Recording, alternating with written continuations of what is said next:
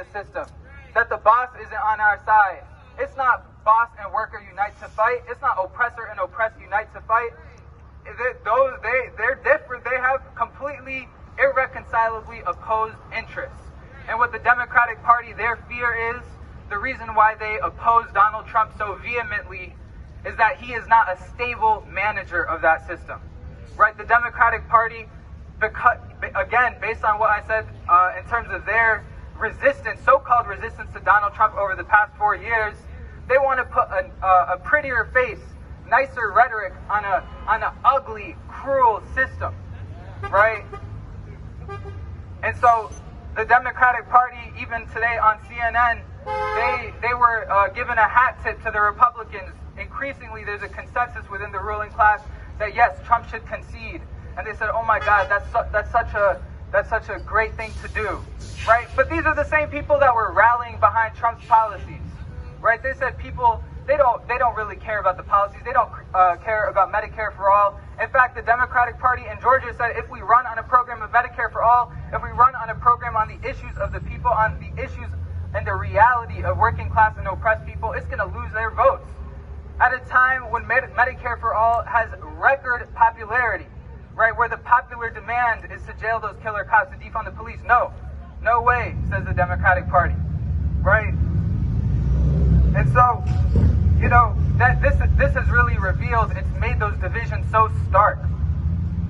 And this is precisely why the Democratic Party has put up such a fight. Because God forbid, people are going to start to get hip and get organized and really overturn the entire system. And that's not just a theory, right?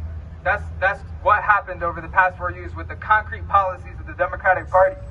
And one final element before I wrap up, why this contest was so close, because there really was a significant voter mobilization, right? There were more voters that casted ballots this year than even for Obama, right? There are more people who casted votes for Joe Biden, who's a comedically unpopular candidate. His first presidency was mired by plagiarism. His second, in the 2007 Democratic primaries, he was polling at 1%.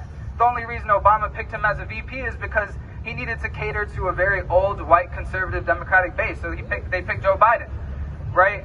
But despite his comedic unpopularity, they propped him up, right, as an electable candidate. They crushed the Bernie Sanders campaign that was dynamic, that was diverse, that fought for social programs that people really wanted, an abolition of student debt, right?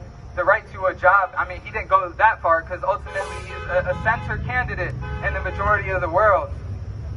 But they crushed the Sanders campaign nonetheless.